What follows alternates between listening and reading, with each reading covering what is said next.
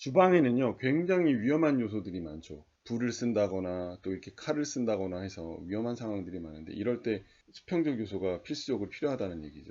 이런 식자재에 대한 연색성은 굉장히 중요하다는 건데요. 연색성이 떨어지는 광원의 경우는 이렇게 음식이 상한 것처럼 보이죠.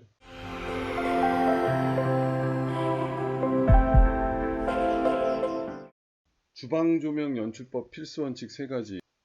자, 그 첫 번째입니다. 안전, 조리 작업을 위한 충분한 조도, 수평적 요소가 되겠죠. 주방에는요, 굉장히 위험한 요소들이 많죠. 불을 쓴다거나 또 이렇게 칼을 쓴다거나 해서 위험한 상황들이 많은데 이럴 때 수평적 요소가 필수적으로 필요하다는 얘기죠. 뜨거운 기름을 사용하는 경우가 많잖아요. 튀김이 가장 높은 온도를 나타내고 있는데 180도에서 200도 가까이 되는 높은 이런 고온의 기름에 음식을 튀기거나 하는 건 굉장히 위험한 작업이라는 거죠.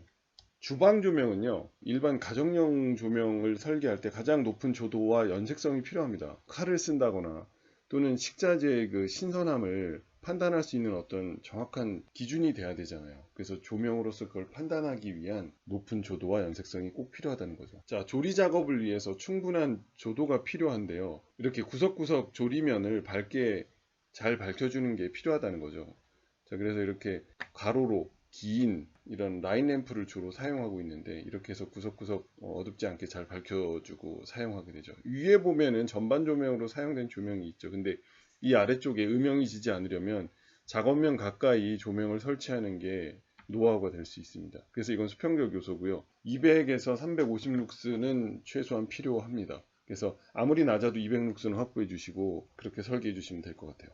스위치나 이런 거 보면 벽에 있는 경우가 있어요. 그러니까 그거보다는 작업면에 싱크대하고 이 조리대 쪽 바로 위에 설치가 돼 있어서 센서 방식으로 손을 가까이 가져다 대면 이렇게 점등되는 방식으로 설계해 주시는 게 보다 안전하겠죠. 그러니까 물 묻은 손으로 스위치를 만지지 않아도 될 수 있도록 하시면 좋겠습니다.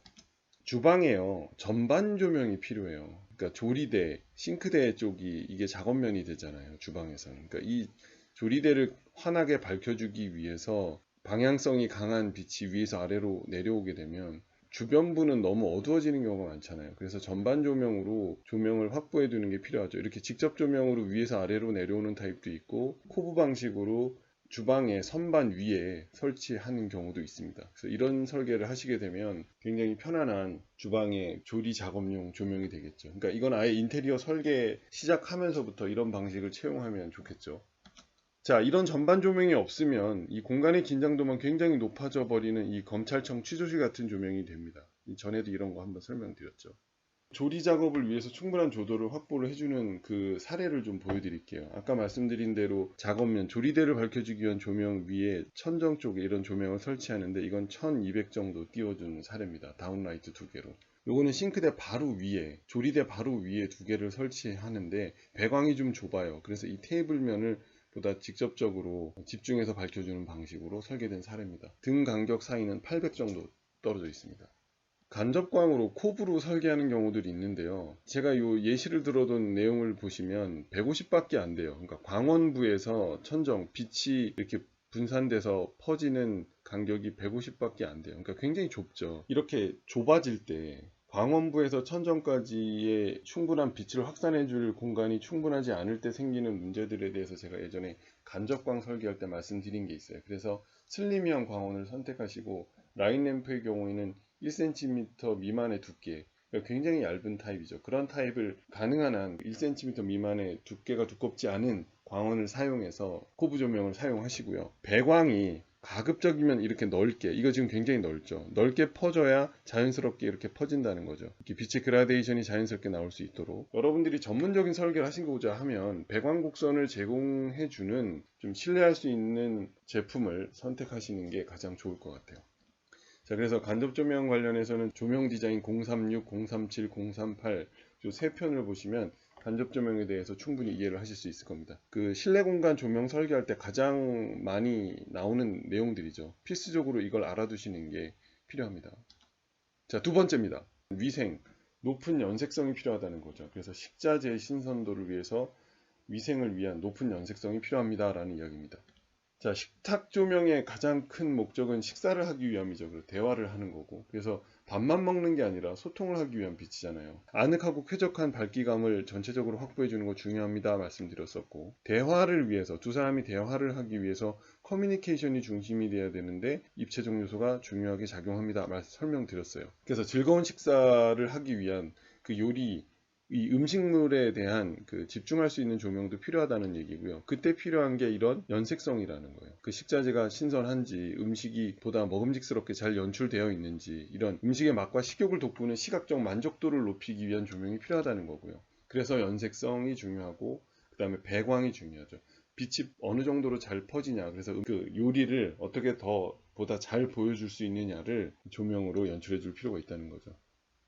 이러한 연색성, 배광에 대한 이야기는 식탁 조명뿐만 아니라 조리를 위한 주방 조명에 정말 중요하게 적용되어야 합니다라는 말씀입니다. 연색성 혹시 잘 이해 못하시는 분들이 있어서 간략하게 설명만 드릴게요. 이 사과 보시면 맨 왼쪽 사과가 가장 잘 보이죠. 정확하게 그 사과가 갖고 있는 본연의 색을 잘 연출하고 있다는 느낌이 들어요. 자, 색연필도 보시면 맨 왼쪽은 색이 선명하게 잘 보이죠. 근데 가운데 거 좀 잘 안 보이고요. 오른쪽 거는 뭔가 탁하게 색을 정확하게 알아보기 힘들단 말이죠. 이렇게 연색성이라는 거는 빛에 의해서 물체 고유의 색상을 어느 정도로 잘 재현하고 있느냐라는 거예요. 사물이 갖고 있는 색을 가장 정확하게 잘 보여준다는 거죠. 그 기준이 바로 태양광이라는 거예요. 연색성에서는 단위를 RA, CRI를 쓰는데 100RA, 100CRI면 거의 태양광에서 바라보는 사물의 정도의 색감이라는 거예요. 태양광을 기준으로 해서 볼 수 있다라고 생각하면 되죠. 백화점에서 옷을 샀는데 집에 와서 봤더니 전혀 다른 색이고 하는 경우 있죠. 그거는 매장의 조명과 댁에서 사용하고 계시는 조명의 연색성이 각각 달라서 생기는 문제죠. 자, 이런 걸 잡아주자는 거죠. 자, 보시면 이런 식자재에 대한 연색성은 굉장히 중요하다는 건데요. 연색성이 떨어지는 광원의 경우에는 이렇게 음식이 상한 것처럼 보이죠. 자, 적어도 연색성은요, 그러니까 식탁 조명에서 사용하실 연색성은 85CRI 이상은 사용하시기를 제가 권장드려요. 그리고 이 색온도 가끔 문의하시는 분들이 계셔서 연색성에 대해서 그때는 가급적이면 5000에서 6000 켈빈을 사용하시기를 권장드려요. 특히 음식을 조리하거나 식탁 조명에 사용하거나 하실 때는 이렇게 필요하죠. 가급적이면 한낮의 태양과 같은 느낌으로 연출하는 게 보다 적정하다는 거죠. 자, 그래서 음식이 얼마나 신선하게 먹음직스러운지를 알려드리는 사례인데, 왜 일식이냐면 일본 음식은 눈으로 먹는다 그러죠. 그만큼 화려한 장식이나 색감을 자랑하다 보니까 음식에 많은 장식들이 들어가 있는데, 그 요리를 가장 보기 좋고 먹음직스럽게 보여주기 위한 연색성이 중요하다는 말씀이죠. 자, 여기도 채소들이 갖고 있는 이런 녹색, 붉은색, 노란색의 이런 색감들이 가장 잘 드러나죠. 자, 그래서 식자재가 과연 신선한지, 위생에는 문제가 없는지, 식욕을 돋워줄 수 있는지, 이런 것들이 주방의 조명에 필요하다는 거죠. 자, 연색성과 색온도의 관계성에 대해서 질문해 주신 분들이 굉장히 많아요. 이전에 올린 영상에도 질문을 해 주신 분들이 계신데 제가 답글로는 답변을 드렸어요. 그래서 몇 분은 보셨을 것 같은데, 그래서 연색성을 높이려면 색온도를 올려야 하나요? 제가 그런 문제를 좀 정리해서 정확하게 전달을 한번 해드리는 시간을 가지려고 해요. 그래서 조명 연색성의 바른 이해와 활용법 영상을 따로 만들어서 추후에 제가 설명드리도록 하겠습니다. 자, 세 번째입니다. 세 번째는요, 소통을 위한 빛이라는 거예요. 가족과 소통을 하기 위한 빛의 배광, 그러니까 입체적 요소에 관한 이야기가 되겠죠. 대면식 주방이 최근에 늘어나고 있어요. 그죠?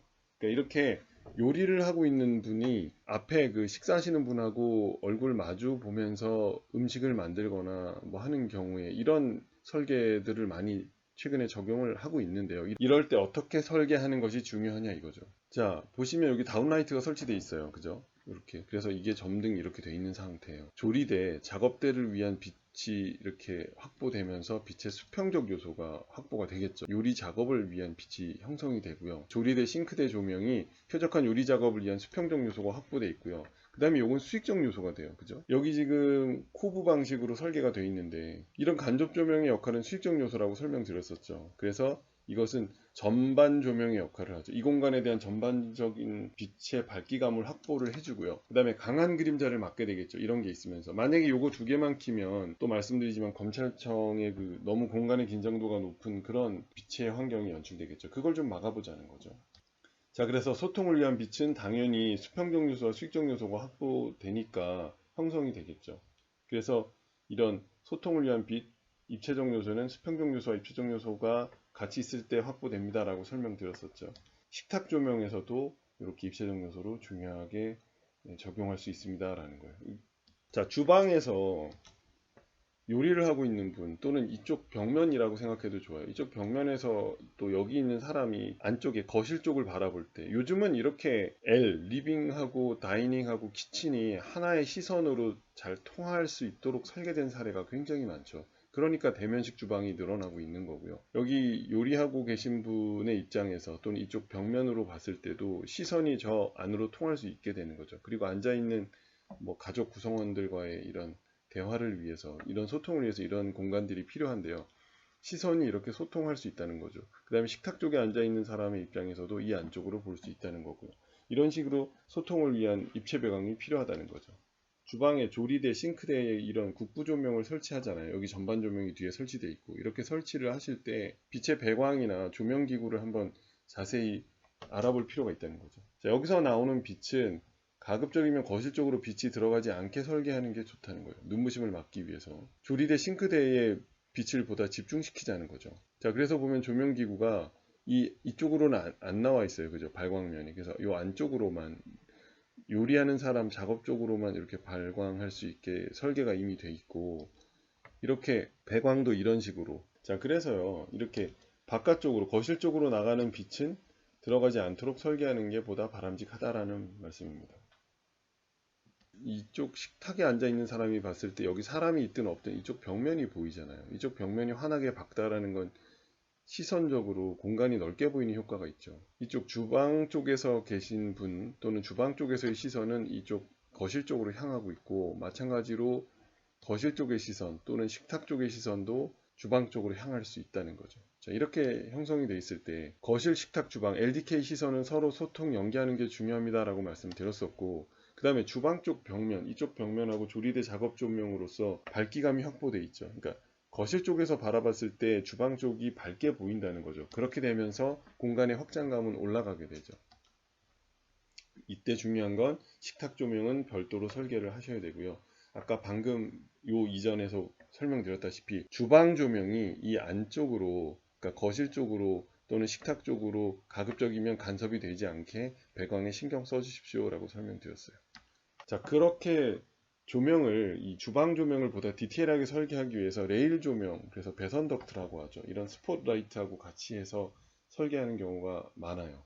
마치 저기 상업 공간 설계해 놓은 것 같죠. 자, 그렇게 해서 배광을 조절하기 쉬운 타입으로 설계하는 방법도 가능합니다. 그래서 조리대와 싱크대의 집중 조명으로 사용합니다. 지금 뭐 주거 공간에서 주방의 조명 말씀드렸는데, 음식점의 경우에도 요즘 이런 식으로 대면식 주방이 굉장히 많잖아요. 그래서 고객과 소통하기 위한 빛의 요소로 이런 조명을 활용하시면 굉장히 도움이 많이 될 거예요. 나중에 상업 공간 제가 설명할 때 말씀드릴 텐데, 빛나는 식탁면, 빛나는 테이블을 설계할 수 있다면 절반은 성공한 겁니다. 그러니까 가장 기본이에요. 상업 공간에서 음식점의 테이블 조명을 설계할 때요, 빛나는 테이블을 우선적으로 설계하실 수 있으면 가장 쉬운 방법으로 좋은 조명 연출을 할 수 있게 됩니다.